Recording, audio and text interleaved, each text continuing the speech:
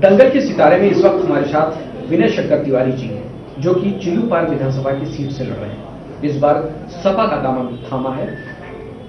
विनय जी, क्या कहेंगे? जिस तरह से आपने कहा जाए पहले बीएसपी का दामन थामा और अब सपा का दामन थामे हैं, ऐसे में क्या लगता है कि चिल्लूपार में जिस तरह से पिछले जो वोट से आप जीते हैं उस मार्जिन को आप बढ़ाएंगे? देखिए, वर्तमान समय में क्या है ना कि 5 साल जो भारतीय पार्टी का कार्यकाल रहा है, ये 5 साल का कार्यकाल पूर्ण रूप से अगर आप देखें तो पूरे प्रदेश में निराशा का कार्यकाल रहा है। और पूरे प्रदेश की जनता, केवल चिल्लूपार की जनता नहीं, पूरे प्रदेश की जनता भारतीय जनता पार्टी से निराश है। चाहे वो कर्मचारी हो, व्यापारी हो, किसान हो, या जो लोग, आपने कोविड का भी काल देखा होगा कि कोविड के काल में किस तरह से लोग परेशान और त्रस्त थे। लोग अपनों की जान बचाने के लिए ऑक्सीजन खोजते रहे, लेकिन ऑक्सीजन के नाम पे केवल उनको मौत मिली। इसी तरह से जो सरकार एक तरह से प्रचार कर रही है, राशन दे रहे हैं, 5 किलो राशन का तो प्रचार है, लेकिन 5 कुंटल जो साढ़ उनका खा जा रहा है, बछड़ा जो खा जा रहा है, उसका कहीं जिक्र नहीं कर रहा है। तो किसान भी तैयार बैठा है, व्यापारी भी तैयार बैठा है, कर्मचारी भी तैयार बैठा है। तो इस तरह सभी लोग आज तैयार बैठे हैं और सब लोग समाजवादी पार्टी के साथ हैं। भारतीय जनता पार्टी के ये जो निरंकुश शासन है उसको उखाड़ फेंकने की तैयार है। क्या कहेंगे? राजेश त्रिपाठी आपके खिलाफ खड़े हैं, कहीं ना कहीं देखा जाए दूसरे पायदान पर वो है आपके सामने, कितनी चुनौती मानते हैं? देखिए, जो मोहरा पिटा हुआ होता है उससे ये खेल नहीं होता है, पिटे हुए मोहरे से खेल नहीं होता।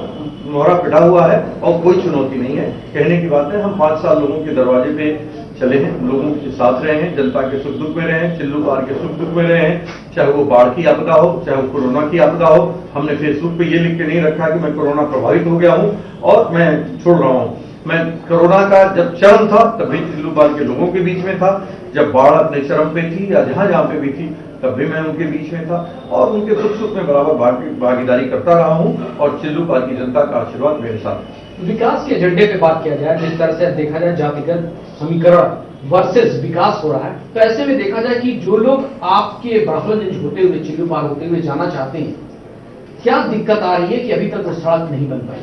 ये तो मतलब जब डबल इंजन की सरकार जिसको कही जाती है, और हम उसको डबल इंजेक्शन की सरकार कह रहे हैं, क्योंकि ये जो डबल इंजन की सरकार है, डबल इंजेक्शन लगाकर जनता का खून चूसने का काम कर रही है। और आज देखिए, जितने विकास के पैमाने हैं, सभी कोई कहीं काम नहीं हुआ, जैसे आप ही ने कहा। तो ये भारत सरकार की जिम्मेदारी है, प्रदेश सरकार की जिम्मेदारी है कि कार्य की प्रगति हो, लेकिन कहीं पे भी कोई कार्य प्रगति पे नहीं हुआ। और सरकार विकास के मामले में आप लोगों ने देखा होगा, केवल बड़हलगंज की बात नहीं करिए, जो ये गोरखपुर शहर है, गोरखपुर शहर में आप लोगों ने जब बरसात के दिन थे तो आपने कहा गोरखपुर आना तो नाव लेकर आना। तो आप इस शहर में ही विकास का पैमाना देख लीजिए, जहां सड़कों पे नाव चल रही हो, तो वो कितना विकसित शहर है, वो कितना सुरक्षित शहर है। जो विकास देखने बाहर का व्यापारी आता है, उसकी हत्या कर दी जाती है, वो कितना सुरक्षित शहर है। जहां लोग अपना मकान बेच रहे हैं, इसलिए बेच रहे हैं कि वो सुरक्षित नहीं है। तो चाहे वो कानून व्यवस्था की बात हो, चाहे वो रोजगार की बात हो, या किसी अन्य डेवलपमेंट या विकास की बात हो, आज पूरी जनता के सामने खाका है। इसलिए भारतीय जनता पार्टी आज तक जो भी लोग चुनाव लड़ते हैं, 5 साल के अपने रिपोर्ट कार्ड पे चुनाव लड़ते हैं। 5 साल का report card Bharatiya Janata party का शून्य है। जनता की नजर में आदरणीय जनता आज समाजवादी पार्टी के साथ है। आपकी सरकार आएगी तो चिल्लूपार में कोई ऐसी बड़ी फैक्ट्री, रोजगार का साधन नहीं है, और डेवलपमेंट में आप क्या करेंगे चिल्लूपार में? देखिए, रोज फैक्ट्री की बात एक अलग बात है। हमारा पूरा पहले प्रयास है, चिल्लूपार एक बाढ़ग्रस्त क्षेत्र है, पहले उसको बाढ़ से मुक्ति मिलनी चाहिए। दूसरे, वहां नौजवानों को रोजगार और स्वास्थ्य की जो सेवाएं हैं, तो उसमें एक विचार विमर्श करने की बात है। जो भी कुछ बेहतर होगा, नौजवानों को बेहतर रोजगार देने की बात होगी, बाढ़ से सुरक्षा की बात होगी, स्वास्थ्य सेवाओं पर सुधार करने की बात होगी, और कानून व्यवस्था को दुरुस्त किया जाएगा।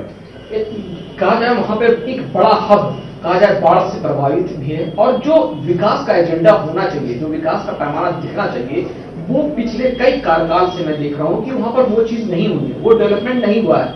आखिर क्या वजह होती है कि चिल्लूपार कहीं ना कहीं इस पूरे इलाके में देखा जाए एक अछूता क्यों बना रहता है?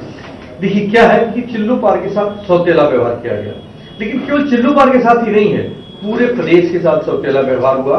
अगर आप बजट पे ध्यान दें तो 19 और 20 का जब बजट पास हुआ था तो 4 लाख करोड़ का बजट पास है, लेकिन जब 20 और 21 का बजट आया है तो उसमें 2.5 लाख करोड़ की खर्च है, 1.5 लाख करोड़ रुपया बजट में गायब है, अर्थात आमदनी ही नहीं हुई है। तो जब सरकार इस स्तर पे झूठ बोलने पे आ जाएगी कि बजट जो दे रही है वही पर्याप्त नहीं है, तो सरकार के पास न आमद का साधन है, न सरकार उस आमद को बढ़ाना चाह रही है। सरकार केवल और केवल बंटवारे की बात कर रही है, बंटवारे के अलावा सरकार लोगों की विकास की बात नहीं कर रही है। ये उसके बजट से सीधा सीधा परिलक्षित हो रहा है, जिसके पास अगर आपके पास आमद ही नहीं होगी तो आप कैसे विकास करेंगे, कैसे खर्च करेंगे। पहले सरकार को ये जानना होगा कि पैसे कहां से आएंगे, डेवलपमेंट कैसे होगा, और जब डेवलपमेंट करना है तो उसका क्या प्रोग्राम होगा। आपने देखा होगा कि पूरे 5 साल तक सरकार ने कोई नई परियोजना नहीं शुरू की है। जैसे समाजवादी पार्टी की जब सरकार थी तो आपको 100 नंबर डायल की पुलिस मिली थी, जो कि मतलब एक अपने आप में अच्छी सुविधा है।